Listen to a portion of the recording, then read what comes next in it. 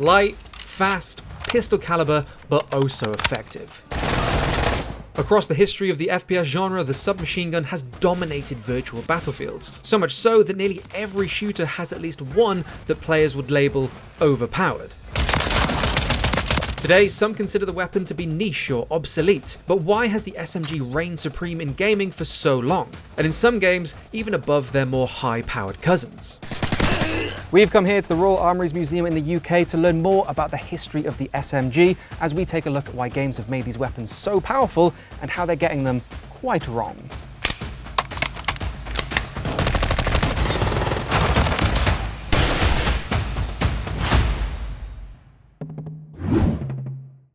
While many may believe the submachine gun to be a fairly modern type of firearm, frequently associated with the special forces or tactical elite, the SMG has actually been around for over 100 years. The concept of a weapon that would allow an individual both automatic fire and mobility took physical form as early as the late 1800s, with Hiram Maxim producing a 27-pound pistol caliber miniature Maxim gun in the 1890s. While some may argue that technically the Villar Perosa could be considered history's first submachine gun, the first true practical SMG as we know them today would appear just a few years later during the First World War as the Bergmann MP-18. The MP-18 was developed using the snail drum magazine of the artillery Luger that had already been deployed in the First World War, but housed within an automatic blowback submachine gun. The actual requirement, the military requirement that leads to these things being mass-produced, issued, etc. is well, it's the trenches of the First World War. You need something you can quickly bring to bear and then bursts of automatic fire to basically put the other guy down before he can put a shot on you. That's the principle. Without a weapon of that nature, you're looking at maybe shotguns, which could maybe do a similar job. Like trying to short stock rifles doesn't really work. Handguns, of course, were like relatively rapid fire, but only 6 shots. This thing gives you, well, whatever capacity you design into it. The phrase game changer is overused, but for close quarter combat, the submachine gun is literally a game changer. Close quarters trench fighting and urban warfare made the advantages of the SMG clear. And from the first battlefield-proven MP-18 that would influence SMG design for decades, the weapon class would go on to evolve across generations while still allowing troops to deliver that close quarters automatic fire from a lightweight platform. Dozens of submachine guns have appeared across the last century and have, of course, proliferated throughout pop culture. They've been wielded by action heroes, soldiers in historical epics, and of course slow-motion chosen ones as they eviscerate an office lobby's masonry.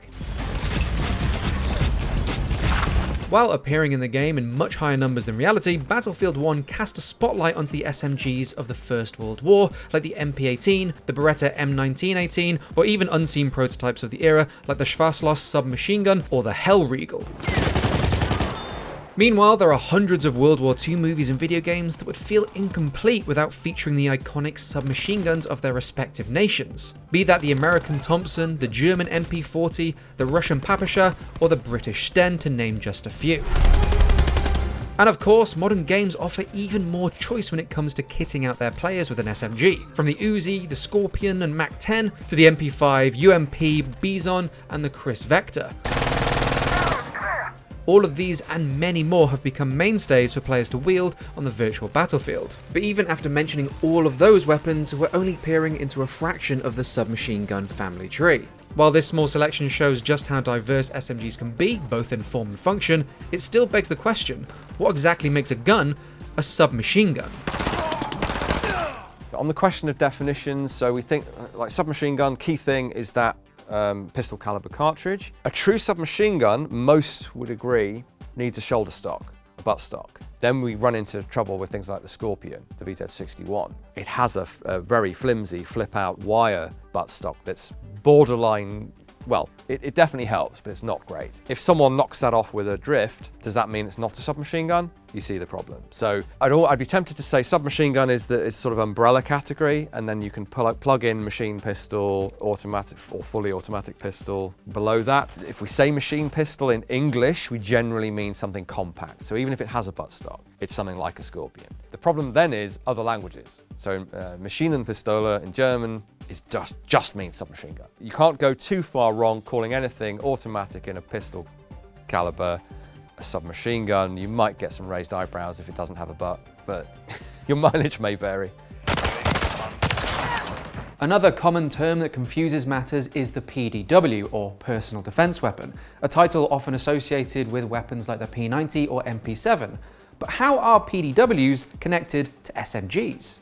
Well, in the original NATO context, any weapon that is meant purely for self-defense rather than actively engaging an enemy was classified as a PDW. At the time, when the acronym was initially coined, the default PDW was simply the service pistol, but the term grew to encompass various weapons that were designed to be compact, powerful small arms for personal defense, issued to support personnel behind the front lines, such as engineers, artillery crews, drivers, or anyone who's not strictly combat personnel, but are still at risk of enemy encounters. The personal defense weapon concept was born out of a NATO request as they searched for a replacement for their 9mm submachine guns that could also stand up against enemies wearing body armor. It was from this that the famous P90 and MP7 were born. But technically, are they PDWs or SMGs? They're both.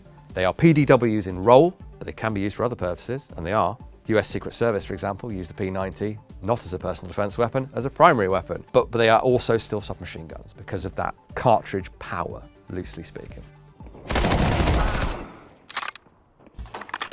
For years, player taste has lent towards a desire for action and automatic fire, something that the SMG can provide with much more ease than any other weapon type, especially within historical titles like Battlefield 1 or Azonzo, where the rifles are largely restricted to bolt action or semi-automatic weapons. But the SMG has had somewhat of a tumultuous life in gaming, a life split between their role and purpose in single-player campaigns and multiplayer arenas.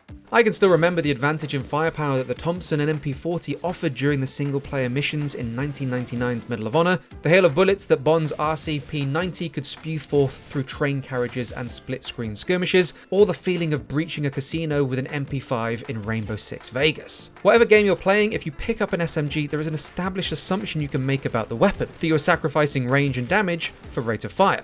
But it's common that games will even tweak these stats so that SMGs will match up to that player expectation. In reality, if the effective range of an SMG was faithfully recreated in your average first-person shooter, there would be much less need for the assault rifles, especially in instances where you don't have to worry if your enemy is wearing body armor. Games, especially in multiplayer, often use smaller maps and shorter sightlines in order to keep gameplay fast-paced, but that creates an environment that favours the SMG above any other class of weapon. And so, as a result, the SMG class has slotted into virtual arsenals largely to bridge the gap between pistols and assault rifles, offering a higher rate of fire than the former but slightly lower damage than the latter, all while adding valuable variety as players work through different tiers and types of weapon. And yet the lines between SMGs and assault rifles in games often feel somewhat blurred, especially when it comes to their performance, which can make it harder for either weapon class to stand out, especially among your average gamer. In some games, the differences in the damage, rate of fire, and range stats of their SMGs and assault rifles are marginal, with only the highest damage rifles or the most blisteringly fast submachine guns feeling different enough that there is an actual distinction. But in some cases, these stat differences are either unnoticeable or largely inconsequential, and in some instances, a game's SMG will actually do more damage than many of their assault rifles. These elements can further muddy the general diversity and niche of each weapon type, but many titles still feature gameplay that favours the advantages unique to the SMG, like movement speed, aim down sight time, or hipfire accuracy. In recent years, new trends in shooters have had an impact on the effectiveness of the SMG, with bigger maps and longer ranges becoming more common and more games introducing armor systems as part of their combat. But I feel as though the shift has been marginal at best, with other gameplay trends like customization options that offer an increase to range or armor penetration, or gameplay that allows players to sprint, slide, and hop towards their enemy to quickly get into close combat, helping to elevate the weapon's place in online skirmishes. Popular movement-based shooters like Titanfall 2 or Apex Legends feature gameplay that emphasizes the utility of the submachine gun by making it easier to get up close and personal with the enemy. Even recent Call of Duty titles have featured divisive advanced movement techniques that let players much younger and faster than myself get so close I could have smelt the vape on their breath as my screen fills with jam before my early 30s reaction time can process what the heck just happened. Escape from Tarkov, however, has a much greater emphasis on armor, and as a result, rifles do a much better job at punching through plates than SMGs. But even then, the game allows you to fill up your magazines with specific armor-piercing rounds to help combat what would usually be a much more impactful counter to the submachine gun. And while I've clearly established that they're one of the most popular types of weapons in video games, there's this tiny little detail that in reality, the SMG is a lot less common than you might expect. Now you might well say, if this thing is short-ranged and a weak cartridge, why the heck would we bother? And in fact, we, as collective humanity, are not increasingly bothering with the submachine gun for those very reasons. The assault rifle, the short-barreled rifle, is generally found to be a much better compromise. So really, the submachine gun's kind of fallen out of favour. They do still exist though, they're still being designed, they're still being produced, they're still being used. Why? The answer to that is niche roles, where the ultimate compactness and ability to fire short bursts under great control still shines, and that's things like VIP protection. And that's essentially putting a accurate burst fire under control at short range on the enemy or near the enemy and getting your VIP away. To me, submachine guns have always had an aura of the professional about them. SMGs will often conjure images of special forces or elite operatives, be that the SAS's Captain Price wielding an MP5 SD, weaponry of the elite police forces of Rainbow Six and Ready or Not, or even Halo's ODST with their suppressed M7 SMG of the 26th century. But why exactly do we have that association between the submachine gun and the military's best of the best? There's definitely a Special Operations Forces vibe, I think, to submachine guns. Kind of reflected in something like Sicario, the movie Sicario, where one of the main characters is still using an MP5 in the modern day. Would he be in reality? Perhaps not, but it reflects a personal choice that he's good enough to get the maximum out of that weapon system. To get the advantages, using it from inside the car, as he does in the movie, you do have something of an advantage there. Super short barrel, more compact, less recoil. So yeah, I think from Prince's Gate, with the debut of the MP5 onwards, there's been that association with Special Operations Forces, elite police units. Even though they've nearly all moved away now from the submachine gun, that's still there. And there is this kind of, I'm good enough to have this less effective firearm because I know what I'm doing. There is also the element of bullet penetration to consider, especially in operations such as hostage rescues or defending a VIP in a public place. As pistol caliber weapons, submachine guns minimize the risk that a shot could penetrate a wall or a target and cause collateral damage. And as these tasks usually call for special forces operatives, the connection between those individuals and the SMG are further cemented. While plenty of games feature bullet penetration in various forms, the impact of the mechanic is fairly minimal unless you're playing a title like Ready or Not, which is simulating hostage rescue scenarios similar to those that the real SMGs became renowned for. Drop it now! One thing that I have always loved about the virtual submachine gun is that it offers more variety than almost any other weapon type. They help diversify a game's suite of weapons, generally sitting somewhere between pistols and assault rifles. I believe that the SMG's rise in virtual firepower and popularity began in 2007 with Call of Duty 4 Modern Warfare. Between the weapons, maps and gameplay, the formula that made up Call of Duty 4 resulted in an environment that the SMG could thrive in. COD 4's multiplayer maps were built to encourage fast-paced and intense firefights that would often funnel players into close quarters battle, and the SMG had a place in each and every one of them.